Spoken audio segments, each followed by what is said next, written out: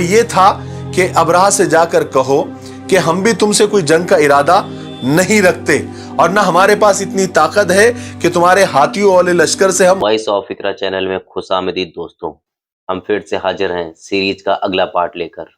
इससे पहले आप लोग ने तीसरा पार्ट देखा, अब हम सब चौथा पार्ट देखेंगे और अपने आका की ज़िंदगी के बारे में जानेंगे। बहुत ही प्यारी सीरीज चल रही है। आप लोग से रिक्वेस्ट है वीडियो को लाइक ज़रूर किया करें। चलिए वीडियो स्टार्ट करते हैं। अस्सलाम वालेकुम दोस्तों, कैसे हो? उम्मीद है कि सब खैरियत से होंगे। अल्लाह आप लोगों को ऐसे ही खुश रखे। सरकार दो आलम सल्लल्लाहु अलैहि वसल्लम की पूरी जिंदगी पर बनने वाली वीडियो सीरीज का, जिसका नाम मोहम्मद सब के लिए है, उसका ये चौथा हिस्सा यानी पार्ट 4 है। कल हमने सरकार दो आलम सल्लल्लाहु अलैहि वसल्लम की पैदाइश के बारे में बड़ा तफसील से सुना, लेकिन क्या आपको पता है जिस साल सरकार दो आलम सल्लल्लाहु अलैहि वसल्लम की पैदाइश हुई, उस साल को अरबी में आमुल फील कहते हैं। आम अरबी में साल को कहते हैं और फील हाथी को कहते हैं, यानी हाथियों वाला साल। इसलिए कि उसी साल हाथियों वाला एक बहुत बड़ा वाकया हुआ था, जिसका जिक्र कुरान पाक की एक सूरत, जिसका नाम भी सूरह फील है, यानी हाथी वाली सूरत, खास उस सूरत में उस पूरे वाकये का जिक्र है। हुआ ये था कि काबे की अजमत और लोगों के दिल में काबे की अकीदत और शोहरत से जल भुनकर यमन के गवर्नर अबरहा ने इरादा किया कि क्यों ना यमन में भी एक ऐसा शानदार कनीसा गिरजा घर बनाया जाए जिसकी मिसाल दुनिया में कहीं भी ना हो, और वो काबे से भी बड़ा और खूबसूरत हो। इससे अबरहा का मकसद ये था कि यमन के जो अरब लोग हैं, जो हज करने के लिए मक्का मुकर्रमा जाते हैं और वहां पर बैतुल्लाह यानी काबे का तवाफ करते हैं, वो लोग इस कनीसा की खूबसूरती, इसकी अजमत और इसकी शान और शौकत से इम्प्रेस और मरूब होकर काबा जाने के बजाय इस गिरजा घर में आने लगे और इसका तवाफ करने लगे। इसी ख्याल से उसने एक बहुत बड़ा आलीशान कनीसा और एक गिरजा घर तामीर किया। इसी ख्याल से अबरहा ने एक बहुत बड़ा और आलीशान कनीसा और गिरजा घर तामीर किया, और बहुत बुलंद, बहुत आलीशान, कि नीचे खड़ा हुआ आदमी ऊपर नजर नहीं डाल सकता था, और उसको सोने, चांदी, हीरे जवाहरात से आरास्ता और पैरास्ता यानी सजाया धजाया, और पूरे मुल्क में ऐलान कर दिया कि अब यमन के लोग मक्का न जाए, काबा न जाए, बल्कि वो अपना हज, अपना तवाफ यहीं पर करे, इसी कनीसा में आकर तवाफ करे और इसी कनीसा में आकर वो इबादत करे। हालांकि अरब में बुत परस्ती गालिब आ गई थी, लोग बुतों की पूजा करते थे, अलग अलग कबीलों के अलग अलग बुत थे, मगर दीन इब्राहिम और काबे की अजमत और मोहब्बत उनके दिलों में पैवस्त थी, यानी बहुत ज्यादा थी। इसलिए कुरैश के कबीले के साथ साथ अरब में जितने भी कबीले थे, सब के अंदर ये अबरहा का ऐलान सुनकर गम और गुस्से की एक लहर दौड़ गई। कुरैश में खास तौर से गुस्सा इतना ज्यादा था कि कुरैश के एक नौजवान ने रात के वक्त कनीसा में दाखिल होकर वहां पर गंदगी कर दी और कनीसा को पूरा आलूदा और बदबूदार कर दिया। और एक रिवायत के मुताबिक अरब के कुछ मुसाफिरों ने वहां कनीसा के बाजू में ठहर कर वहां पर अपनी किसी जरूरत के लिए आग जलाई, जिसकी वजह से कनीसा को आग लग गई और कनीसा को बहुत ज्यादा नुकसान हुआ। अब अबरहा को जब इसकी इत्तला मिली, इसकी खबर मिली और बतलाया गया कि किसी कुरैश ने, यानी किसी कुरैशी ने यह काम किया है, तो वो तो जलाल में आ गया, गुस्से में आ गया। उसने कसम खाई कि मैं इनके काबा की ईंट से ईंट बजा दूंगा, और उसकी तैयारी भी शुरू कर दी। अबरहा ने अपना खास हाथी, जिसका नाम महमूद था, उस पर सवार हुआ और पूरा हाथियों वाला लश्कर तैयार किया और काबे पर हमला करने के लिए निकल पड़ा। पूरा लश्कर हाथियों वाला था, क्योंकि अबरहा का प्लान यह था कि काबा के सुतूनों में लोहे के मजबूत और लंबी जंजीरें बांधकर उनको हाथियों के गले में बांध दिया जाए और हाथियों को हाँक दिया जाए, तो होगा ये कि एक ही झटके में सारा बैतुल्ला और पूरा काबा नाउजुबिल्लाह जमीन पर आकर गिर जाएगा और एक ही झटके में काम खत्म हो जाएगा। जब अरब में इस प्लान की खबर और इस हमले की खबर पहुंची तो सारा अरब और उसके जो कबीले थे वो सब मुकाबले के लिए तैयार हो गए। रास्ते में कुछ कबीलों ने अबरहा का मुकाबला करने की कोशिश भी की, लेकिन इतने बड़े हाथियों के लश्कर के सामने वो नाकाम हो गए। फिर हुआ ये कि ये लश्कर मक्का के करीब एक जगह का नाम है मगमस, वहां पर पहुंच गया जहां पर कुरैश के ऊंट चर रहे थे। अबरहा के लश्कर ने सबसे पहले उन पर हमला करके सारे ऊंटों को गिरफ्तार कर लिया, जिनमें से 200 ऊंट सरकार दो आलम सल्लल्लाहु अलैहि वसल्लम के दादा अब्दुल मुत्तलिब के भी थे। अबरहा ने यहां पहुंचकर अपना जो सफीर होता है, अपना जो दूत होता है जिसका नाम हन्नाता हमीरी था, उसको मक्का शहर में भेजा और कहा कि जाओ कुरैश के सरदारों को जाकर इत्तला करो, उनको खबर करो, उनको वार्निंग दो कि अबरहा और हम लोग तुमसे जंग करने के लिए नहीं आए हैं। हमारा मकसद सिर्फ काबे को गिराना है, काबे को ढाना है। अगर तुम उसमें रुकावट बनते हो तो फिर तुम्हें भी नुकसान होगा, इसका हम जिम्मेदार नहीं होंगे। हन्नाता हमीरी जो कि अबरहा का सफीर था, जब मक्का में दाखिल हुआ तो सब ने अब्दुल मुत्तलिब का पता दिया, क्योंकि वही कुरैश के सबसे बड़े सरदार थे। तो हन्नाता हमीरी ने अब्दुल मुत्तलिब से गुफ्तगू की और अबरहा का पैगाम पहुंचाया।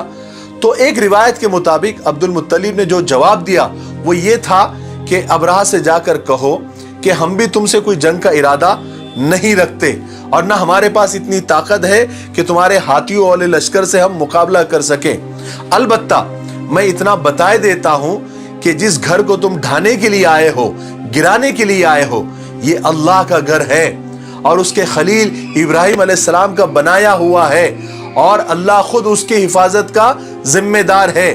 अगर तुम लोग अल्लाह से जंग का इरादा रखते हो तो फिर तुम जो चाहे वो करो, फिर आगे ये भी देख लेना कि अल्लाह ताला तुम्हारे साथ क्या मामला करते हैं। तो हन्नाता हमीरी के तो बात समझ में आ गई, तो उसने कहा अब्दुल मुत्तलिब से कि आप एक काम करें, आप मेरे साथ चले, मैं आपको अबरहा बादशाह से मिलाता हूं, आप जो भी है सामने आमने बैठकर बात करें। तो अब्दुल मुत्तलिब ने कहा ठीक है। दोनों मिलकर अबरहा के पास गए। अबरहा ने जब अब्दुल मुत्तलिब को देखा, बिल्कुल ऊंचे पूरे बड़े वजी आदमी थे, यानी बारोब आदमी थे। वो देखकर, यानी अब्दुल मुत्तलिब को देखकर वो इतना मुतासिर हुआ कि अपने तख्त से नीचे उतर गया और अब्दुल मुत्तलिब को अपने बराबर बिठाया और बड़े अदब के साथ पूछा कि आप किस मकसद से और किस गर्ज से आए हैं। हालांकि एक रिवायत के मुताबिक अबरहा के दिल में यह था कि अब्दुल मुत्तलिब गिड़गिड़ाएंगे, मिन्नतें करेंगे और हाथ जोड़ेंगे और कहेंगे कि आप काबे को ना गिराए, हम आपसे माफी चाहते हैं, या तो फिर आपको जो चाहिए, जो पैसा वगैरह जो चाहिए हम देने को तैयार है। या अबरहा के दिल में यह भी एक बात थी समझौते वाली कि ऐसा समझौता कुछ अब्दुल मुत्तलिब के साथ बैठकर हो जाए कि ठीक है हम काबे को नहीं गिराते हैं, एक काम करते हैं कि एक साल यहां मक्का में हज करेंगे और एक साल यमन आकर कनीसा के पास हज करेंगे, एक साल यहां एक साल वहां। ऐसे अबरहा के दिल में था। लेकिन अब्दुल मुत्तलिब ने बिल्कुल ऐसा जवाब दिया कि अबरहा का सर चकरा गया। अब्दुल मुत्तलिब ने कहा कि मैं सिर्फ इस मकसद से आया हूं, मेरी जरूरत सिर्फ इतनी है कि मेरे ऊंट जो आपके लश्कर ने गिरफ्तार किए हैं, बस आप उन्हें छोड़ दे, मुझे और कुछ नहीं कहना है। अबरहा तो जैसे ढीला पड़ गया, उसका जो समझौते का प्लान था वो तो सारा चकनाचूर हो गया। तो अबरहा ने दिल में गुस्सा दबाते हुए जनाब अब्दुल मुत्तलिब से कहा कि मैंने आपको जब पहली बार देखा तो मेरे दिल में आपके लिए बड़ी इज्जत, बड़ी वक़्त हुई थी, मगर अभी आपने जो बात की ना, उससे आपकी पूरी इज्जत खत्म हो गई। मेरी नजर में आप गिर गए। आपको सिर्फ अपने 200 ऊंटों की फिक्र है, जबकि आपको मालूम है कि आपका काबा जो कि आपका दीन है, मैं उसको गिराने, उसको ढाने के लिए आया हूं, और उसके बारे में आपने एक भी बात नहीं की, जरा सी भी गुफ्तगू नहीं की। तो अब्दुल मुत्तलिब ने बड़े इत्मीनान के साथ जवाब दिया कि देखिए, ऊंटों का मालिक तो मैं हूं, इसलिए मुझे उनकी फिक्र है, میں اس لیے آپ کے پاس آیا ہوں، اور کعبہ اس کا مالک میں نہیں ہوں، اس کا مالک تو وہ عظیم ہستی ہے اور وہ اپنے گھر کی حفاظت کرنا جانتا ہے۔ ابرہہ نے غصے میں کہا کہ تمہارا خدا بھی آج میرے ہاتھ سے اس کے گھر کو بچا نہیں سکے گا۔ عبد المطلب نے بڑی بے نیازی کے ساتھ جواب دیا، تمہیں اختیار ہے، تم جو چاہے وہ کرو۔ بہرحال عبد المطلب کے اونٹ ابرہہ نے واپس کر دیے۔ عبد المطلب اپنے اونٹوں کو واپس لے کر مکہ تو آ گئے، لیکن کعبے کے دروازے کی زنجیروں کو پکڑ کر دعا میں مشغول ہو گئے۔ ساتھ میں قریش کی ایک بہت بڑی جماعت تھی۔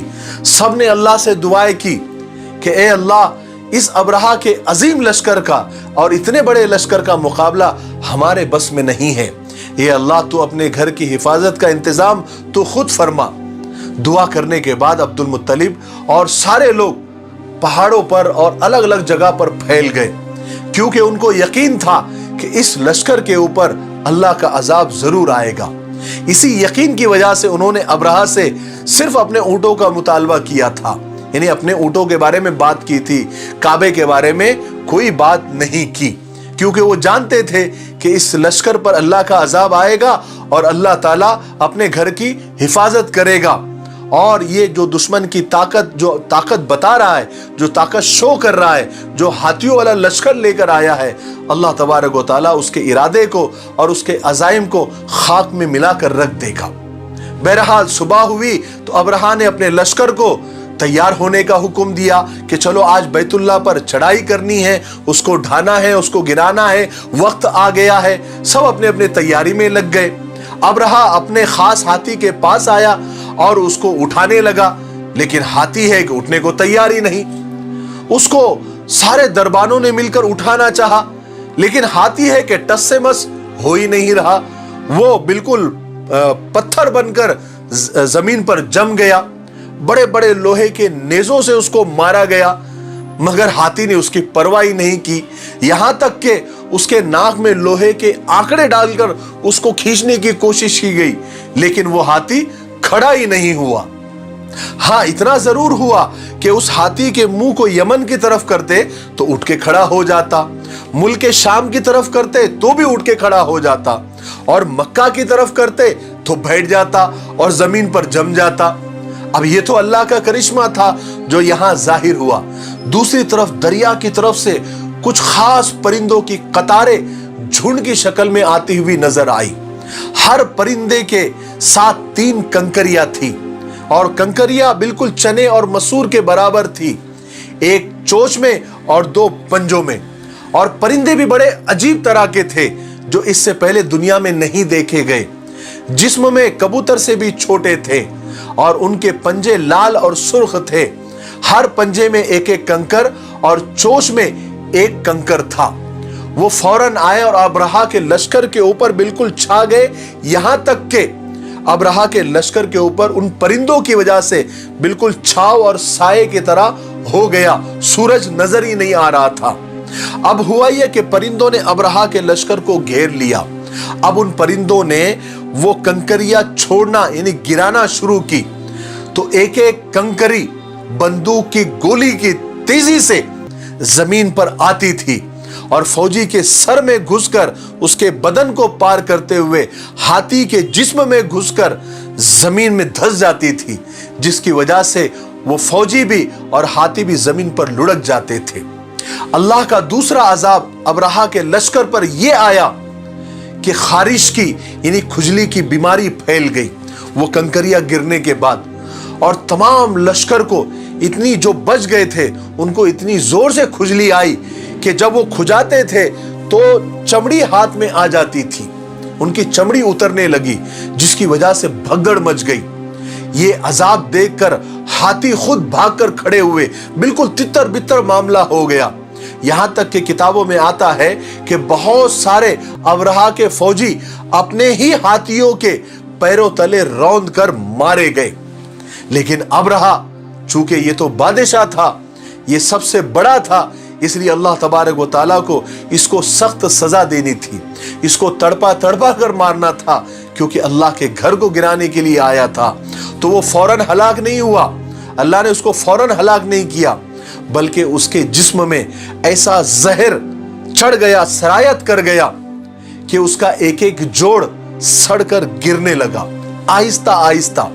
इसी हाल में वो वापस यमन भी लाया गया और दारुल हुकूमत, जो यमन की दारुल हुकूमत थी, सना पहुंचते पहुंचते उसका सारा बदन टुकड़े टुकड़े होकर बह गया और वो वहीं पर मर गया। और इसी तरह अल्लाह तबारक व तआला ने अबरहा को हलाक किया और अपने घर की हिफाजत की। आज के लिए इतना काफी है क्योंकि वीडियो काफी लंबी हो रही है। 5वें हिस्से में हम सुनेंगे कि सरकार दो आलम सल्लल्लाहु अलैहि वसल्लम के पैदा होने के बाद, इस दुनिया में आने के बाद दुनिया में क्या क्या अजीब करिश्मे हुए, यहूदी दुनिया में किस तरह खलबली मची, कहां क्या हुआ, दुनिया के कोने कोने में किस तरह सरकार के आने की खबर पहुंची और जमीन से लेकर आसमानी दुनिया तक किस तरह खुशियां मनाई जाने लगी। बस थोड़ा इंतजार करें, तब तक मेरे लिए, पूरी उम्मत के लिए और पूरी इंसानियत के लिए खैर और भलाई की दुआ करते रहें। अस्सलामु अलैकुम व रहमतुल्लाहि व बरकातुहू। वालेकुम अस्सलाम वरहमतुल्लाहि वबरकातुहू। तो दोस्तों, सीरीज का चौथा पार्ट आप लोगों को कैसा लगा? मुझे तो बहुत पसंद आया और बहुत सारी नॉलेज इस वीडियो से मिली। उम्मीद करता हूँ आपको भी इस वीडियो से बहुत सारी नॉलेज मिली होगी।